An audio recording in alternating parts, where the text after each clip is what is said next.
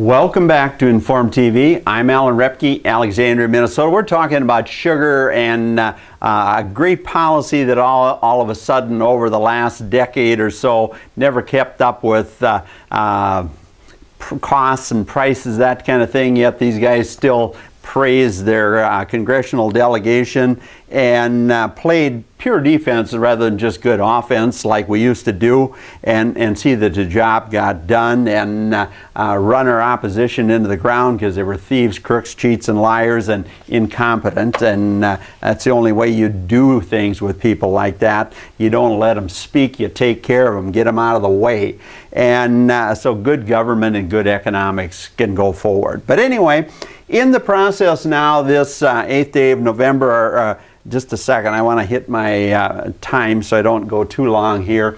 We're going to look at a beet, sugar beet crop insurance claim. And statewide, these sugar beets under this federally subsidized crop insurance, about 55% of their premium is paid by you, the taxpayer. And unfortunately, back in about 2000, one way or another, this same group did a bogus claim then and ended up getting some disaster money. They actually made a management decision to delay harvest, and they got caught with their pants down. And I was still farming at the time, but I wasn't raising beets. My world was caving in on me, and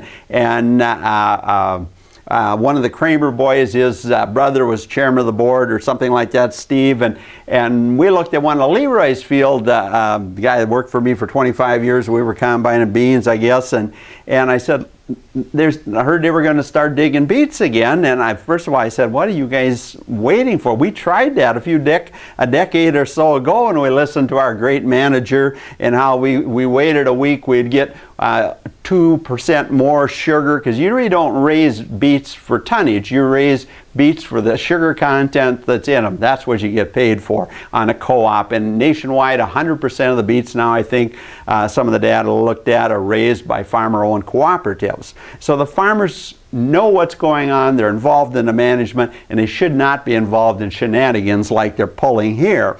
But anyway, in this whole process, I had told them way back then, I said, you guys can't be digging these beets. They're not healed yet. They haven't healed from the frost. And you don't know what you're talking about, Repke. We got this great big factory now, and they didn't listen to me on that went way over budget, didn't work. Half the stuff they did, and I owned over 1% of the factory, and I got my 2 minutes to try to explain to them how incompetent they were, and a couple of one of the former chairmen and Leroy, they had to get to their condos in Florida rather than stay there and back me up, because they were just as furious about it as me. But I was the only one saying this thing is going to be a disaster. And we're going to read a little bit of some of the Dorsey law firm that also is involved in this Viking Stadium, and I think that's something that should be stopped as well, of course, and we'll look at some of the Dorsey deal. Yet I always push that we should keep the Dorsey firm back when I was there, because I thought they were doing the job, but I was watching them as well. But anyway, to show you in the process of being press, of trying to see that common people see how incompetent and how corrupt both our business community is, our professional community is, and nobody giving a dang about common citizens anymore, whether you're Democrats, they're Democrats or Republicans, and so on and so forth. Watching this, we went down there and watched that harvest, and if you watch that film, I thought, this warm weather, these guys at southern Minnesota, back in the day, Crystal, Minn-Dak, us, when there was a big crop, you started digging, opening fields, getting those factories running the 1st of September, even before. And in my understanding, even though my old co-op that I was secretary of, lobbied for, in fact, I always said it was and most of the honest people down there that know that, without me getting them a price for the product or the whole industry, that would be the biggest pigeon sanctuary in the United States, rather than a huge sugar factory.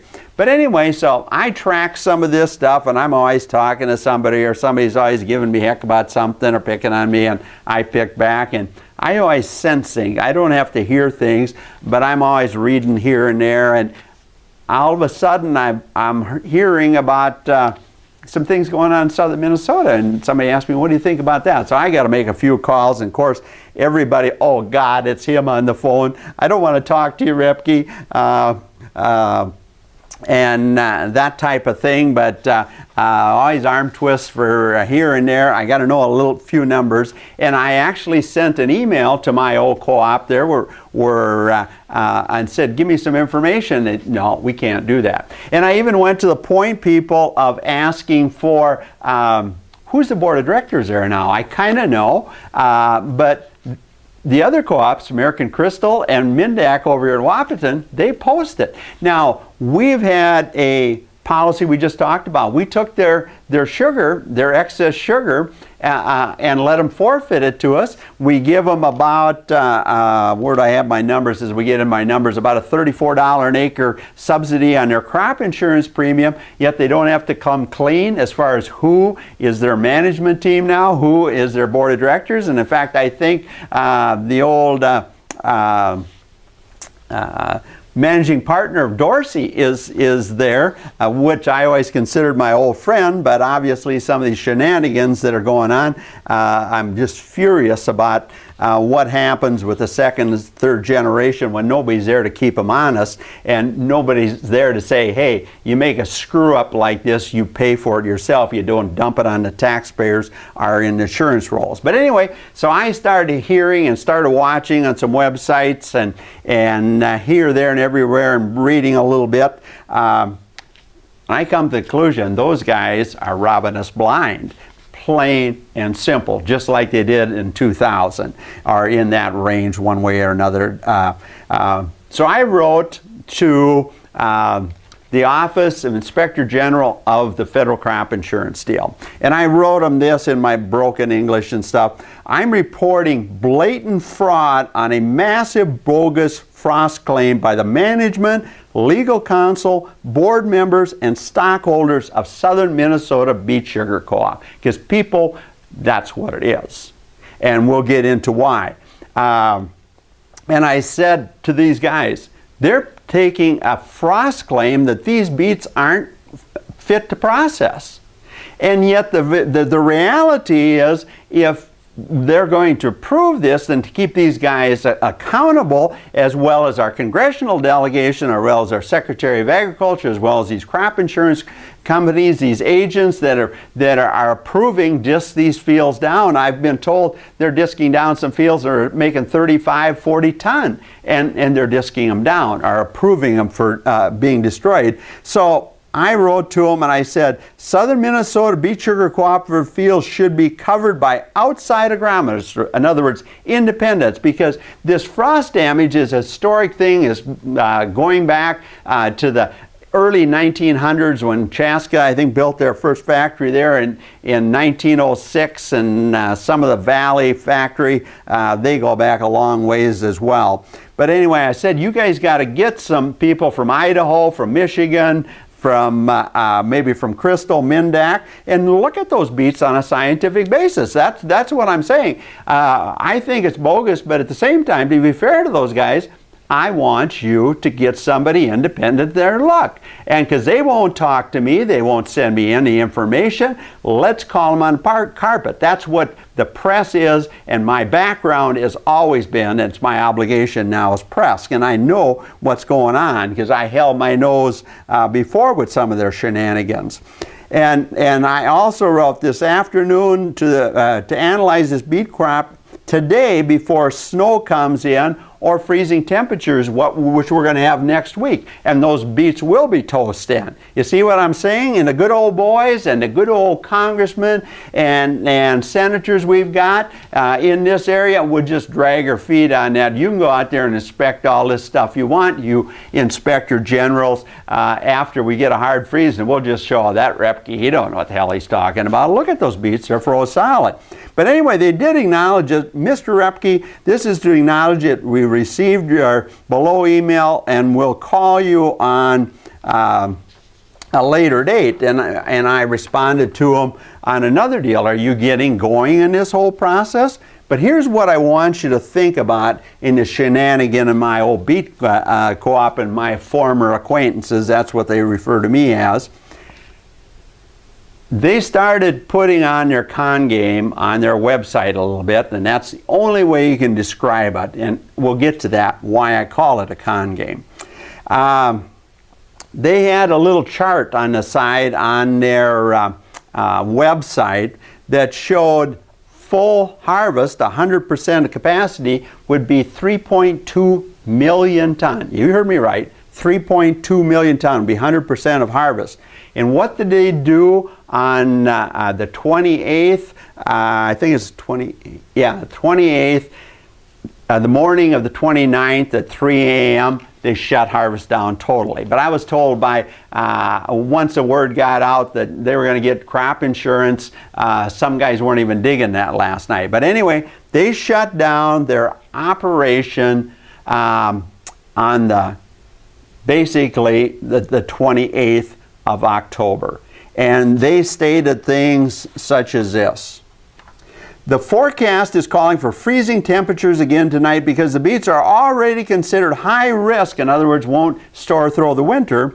We cannot afford to increase the risk by receiving more frozen beet material by harvesting during any frost temperature. And that's not the issue, people. As long as you got these heavy tops and temperatures don't get too cold, if you wait with them a little, the beets naturally heal. We'll even show you some pictures of some of those fields.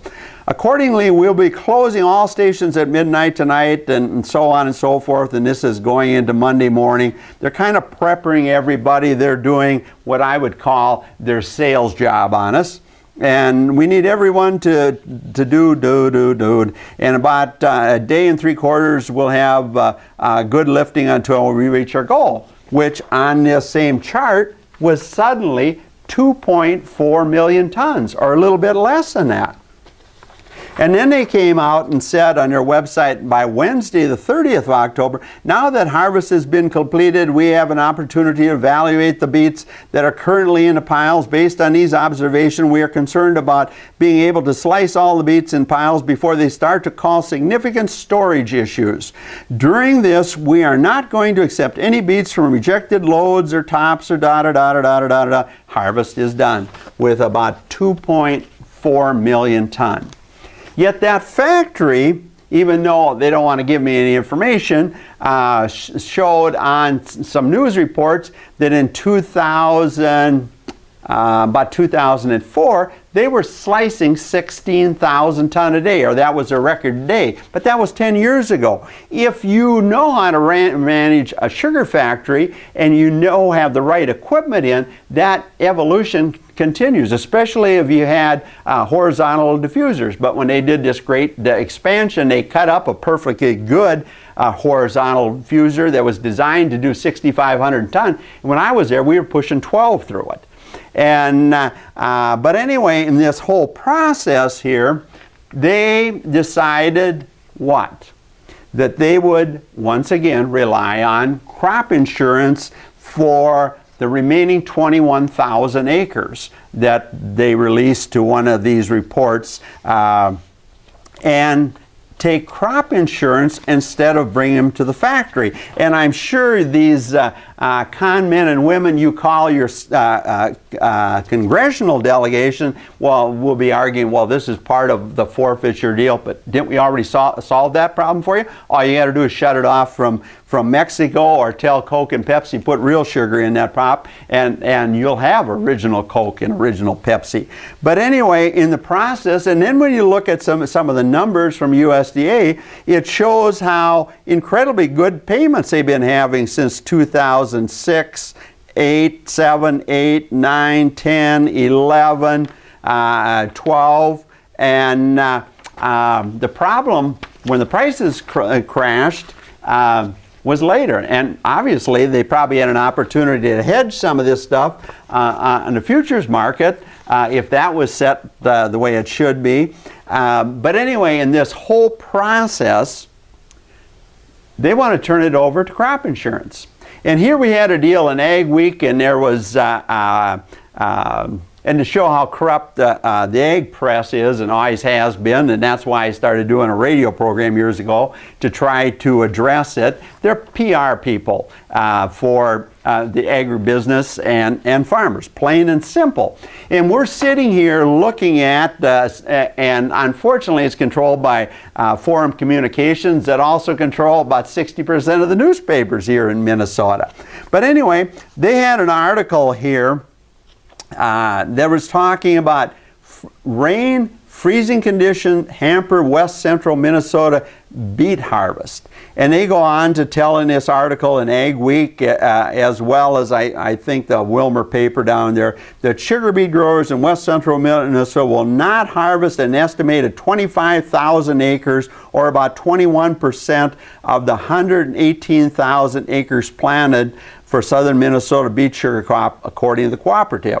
The shareholders were notified this week, like I said, after Monday night's harvest, that the cooperative would not accept any additional beets started at, they quit at 3 a.m. on Tuesday morning.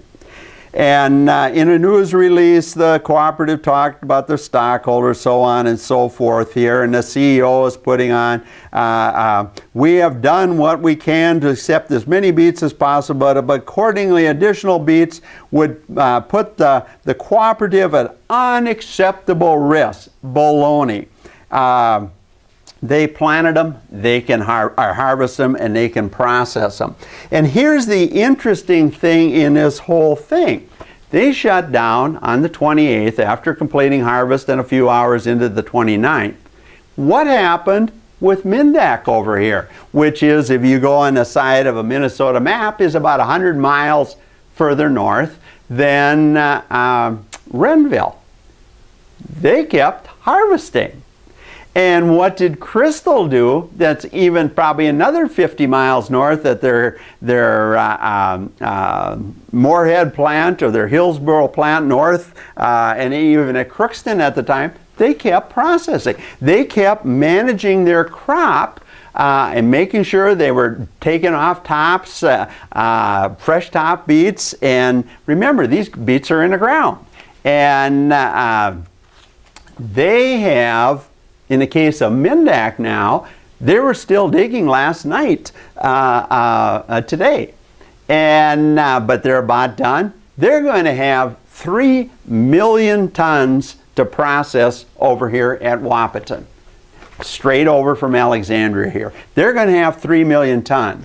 And they're going to have a campaign of 250 days. They're going to process beets, and they've put some storage sheds up, I think. Crystal's got some for long-term storage. It's risky, but they evidently have made it work. They're going to have a 250-day campaign. And what is the slice capacity that the website of the Wahpeton guys that I used to be involved with, the North Central Sugar Marketing, I was on that board, the Midwest Byproducts Board, I was on them with them and Crystal. And what are they saying? They're processing 12,000 ton a day. What's this factory in southern Minnesota processing? Probably at least 15. They should probably be processing 16, but some of the rumors I heard, they were processing 15, and they only have 2.4 million tons to process. And they're playing this crop insurance game. And why are they playing it? Because statewide, these beets, the Minnesota crop, about 454,000 acres, people, are insured at $1,126 an acre. And I tried to get it out of risk management in St. Paul, but of course they're clamming up soon as I'm sure the word gets out. You got to be careful. You talk to this guy. This guy actually knows what he's talking about. And so I would contend that in southern Minnesota, they've got higher historic yields, I think anyway, than Minn-Dak. And so I would guess, for sure they're assured at $1,100 an acre, but I would guess they're probably assured at $1,200. I've even reports that there's growers that got a $1,300 an acre guarantee. And yet, what is Minn-Dak and Crystal both saying? that because of the big crop and all this cockeyed Mexican sugar coming in, because North Dakota doesn't have a sound congressional delegation, or Minnesota, suddenly the payment is probably going to be only $38 a ton. And what do you do when you get the math on a crop size like Wahpeton is taking? That beet crop is probably only worth $950. And just think if you're in southern Minnesota, but you had it insured for $1,200 or $1,300 an acre, and play the game. We'll just process a limited amount of beets instead of having a 250-day campaign. We always used to shoot for a 180 to 200-day campaign, and we should have down there. I tried to get them to put some intelligent aeration program like the Valley had been using for years without buildings. But anyway, in this whole process, and these big payments of these years, these growers have pocketed all that money instead of doing a little understanding. Here's what I want you to understand. These beet crop flexed, and it's known. They had perfect stands, as we showed you there at Bruton, and some of the reports out of the Wahpeton guys showed that they projected their crop coming into harvest at 20 ton, and all of a sudden they're going to have a 25-ton crop. And they should have been watching, because those beets didn't just suddenly jump from a 20-ton crop to a 25. But they're doing their due diligence, they're harvesting, and they're going to process them, or at least try to get them all processed. And what did southern Minnesota do? Oh no, we're going to play a game.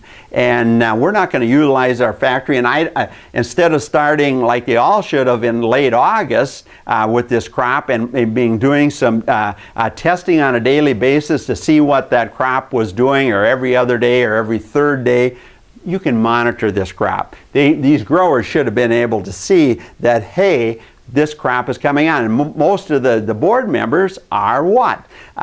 They're beet growers themselves. And one of the things I want you to look at some stuff, you can go to Minn-Dak, MIN-MAK, or American Crystal. They got some harvest reports there. And then go to SMBSC, Southern Minnesota Beet Sugar Co-op.com, and look at some of their history and some of the people that I dealt with on their history. And people, one of the Johnson family, they go back to the 30s. My dad raised beets continuously since 1946, and then the old Chaska factory closed. We handled, when I got out of college, we dumped beets well into February that we had freezing conditions that year. We just dumped them in the field and picked them up later. And now they got really modern equipment. They could be doing that if they truly were froze. Minn-Dak is showing us those beets weren't. I've got some slides here, the scuttlebutt in the coffee shops and the bars in southern Minnesota. Everybody knows those beets were fine, and all they had to do was be managed. These guys got caught with their pants down, or just greed, whatever you want to say. And yet at the same time, we had a big article about Dorsey saying how they took care of their clients here back in 2000 when they had a million pound evaporator fall in this expansion process, where I told them they didn't have any management in place to expand the factory. A million pound deal fell through to the second floor in this bogus expansion. It took them forever to finally get going. They maybe got a great factory now, but they got some disaster money, they got crop insurance money that they should have never got. They made a management decision. They had the lawyers to muscle everybody. They had the politicians, and people, same old is happening right now. Any way you look at it. You don't have Minn-Dak processing beets, taking beets. You don't have Chaska or American Crystal taking beets further north, and these guys playing games with crop insurance and disking down a perfectly good crop. People, I'm going to try to blow the whistle on these guys, but unfortunately, when we don't have people that grab the ball and throw it over the fence, or ask your congressmen and senators what the Sam heck is going on. In Inform TV, we talk about we want to enlighten you and we want to energize you. And this is a prime example of where we were just enlightened. Now we need somebody to be energized and to see that these guys are held accountable and they don't get a fat crop insurance check and not process their crop. If they weren't going to process it, they shouldn't have planted it in the first place. And when we look at that history on there, the interesting on that history, my old buddy Frank Johnson, Larry Bonson, and of course they're going to cuss and denounce me in any manner, shape, form of the rest of them, but I could care less. I stand on principle, and they know that, and that's why Frank held up an airplane back when I was probably in my 20s for half an hour at Minneapolis airport, and he said, we're not leaving, and they were going to get the authorities today. He'd have been in jail for that, but he held it up for 15 minutes for sure. I think it was closer to half an hour, and we got to get this guy to testify. And when we landed, I remember that time we landed in Washington, D.C., and the pilot said, if it wouldn't be for the sugar beet growers, we wouldn't be coming to the gate a half hour late. So that always stuck in my mind. But so in this process, look at how in one Minnesota beet farmer, I think Frank's in his 90s now. I haven't seen him for a decade or so. But he talked about his family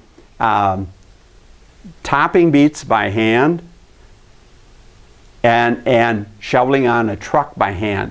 And look at that, people, in comparison to what I had here showing that 12-row lifter working south of Bruton. You took those tops off and you filled those semis in a matter of minutes. People, these guys left 10 days of great harvest weather. I don't believe they had as muddy a condition in any manner, shape, or form that the guys over Wahpeton and the Moorhead area, they had a 3-4 inch rain. They maybe had too much rain down there, but the reality is there's no question they could have harvested that whole crop and should have. And if these guys get crop insurance out of that, and none of that management team and those board of directors are not held accountable by the system, it is a disgrace. And with that, we're going to say we did ruffle a few feathers today. We'll see if we can see some feathers fly in the air, or the same old sugar-coated, incompetent government we have today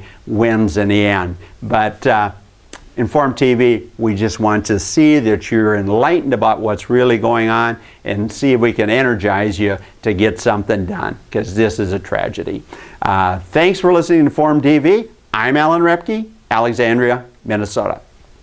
Welcome back to Inform TV. I'm Alan Repke, Alexandria, Minnesota. We're talking about sugar and a great policy that all of a sudden over the last decade or so never kept up with costs and prices, that kind of thing, yet these guys still praised their congressional delegation and played pure defense rather than just good offense like we used to do, and see that the job got done and run our opposition into the ground because they were thieves, crooks, cheats, and liars and incompetent. And that's the only way you do things with people like that. You don't let them speak, you take care of them, get them out of the way.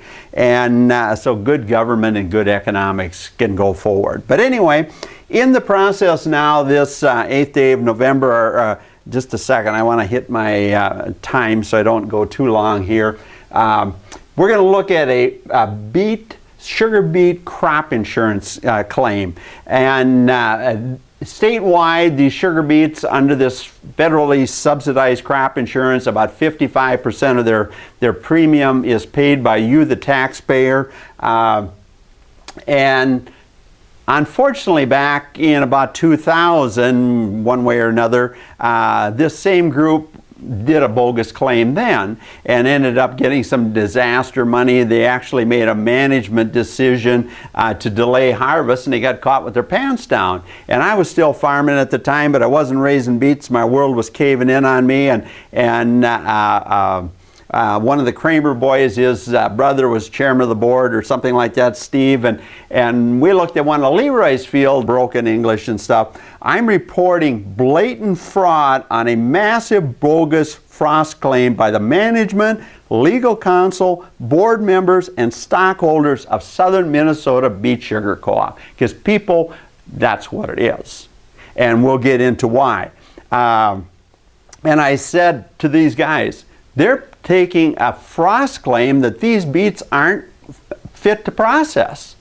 And yet the reality is, if they're going to prove this, and to keep these guys accountable, as well as our congressional delegation, as well as our Secretary of Agriculture, as well as these crop insurance companies, these agents that are approving disc these fields down. I've been told they're disking down some fields that are making 35, 40 ton, and they're disking them down, are approving them for being destroyed. So I wrote to them and I said, Southern Minnesota Beet Sugar Cooperative fields should be covered by outside agronomists, in other words, independents, because this frost damage is a historic thing, is going back to the early 1900s when Chaska, I think, built their first factory there in 1906, and some of the Valley factory, they go back a long ways as well. But anyway, I said, you guys got to get some people from Idaho, from Michigan, from maybe from Crystal, Minn-Dak, and look at those beets on a scientific basis. That's what I'm saying. I think it's bogus, but at the same time, to be fair to those guys, I want you to get somebody independent their luck. And because they won't talk to me, they won't send me any information, let's call them on carpet. That's what the press is, and arm twists for here and there. I got to know a few numbers. And I actually sent an email to my old co-op there and said, give me some information. And, no, we can't do that. And I even went to the point, people, of asking for who's the board of directors there now? I kind of know, but the other co-ops, American Crystal and Minn-Dak over here in Wahpeton, they post it. Now, we've had a policy we just talked about. We took their sugar, their excess sugar, and let them forfeit it to us. We give them about, where do I have my numbers as we get in my numbers, about a $34 an acre subsidy on their crop insurance premium, yet they don't have to come clean as far as who is their management team now, who is their board of directors. And in fact, I think the old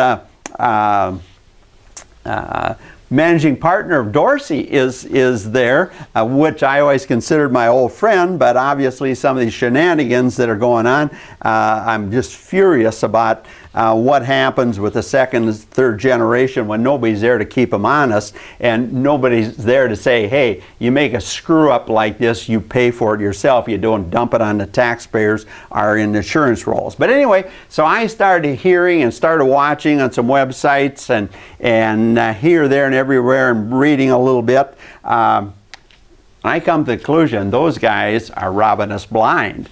Plain and simple, just like they did in 2000, or in that range one way or another.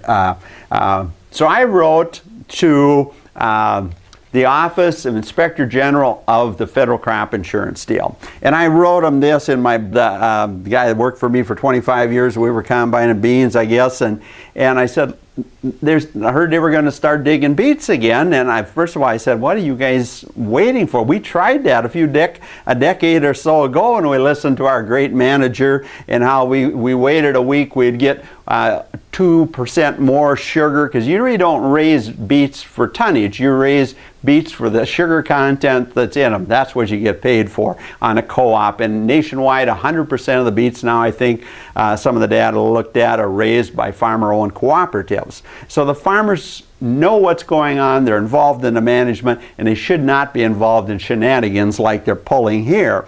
But anyway, in this whole process, I had told them way back then, I said, you guys can't be digging these beets. They're not healed yet. They haven't healed from the frost. And you don't know what you're talking about, Repke. We got this great big factory now, and they didn't listen to me on that went way over budget, didn't work. Half the stuff they did, and I owned over 1% of the factory, and I got my 2 minutes to try to explain to them how incompetent they were, and a couple of one of the former chairmen and Leroy, they had to get to their condos in Florida rather than stay there and back me up, because they were just as furious about it as me. But I was the only one saying this thing is going to be a disaster. And we're going to read a little bit of some of the Dorsey law firm that also is involved in this Viking Stadium, and I think that's something that should be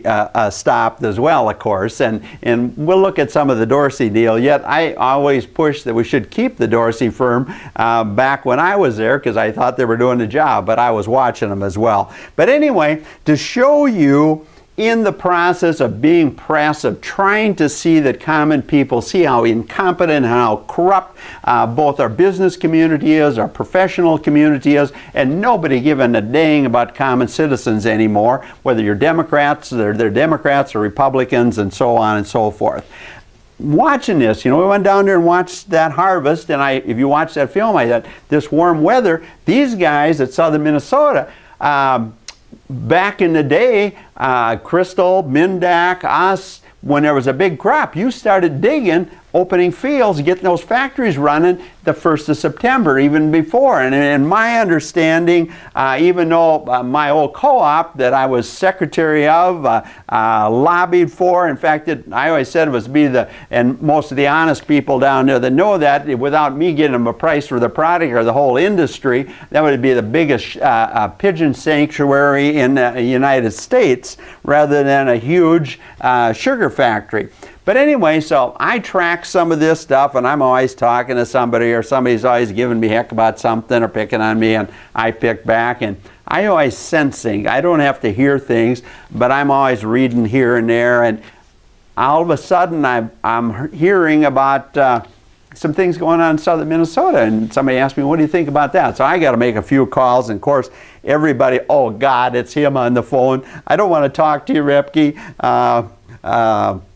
And that type of thing, but always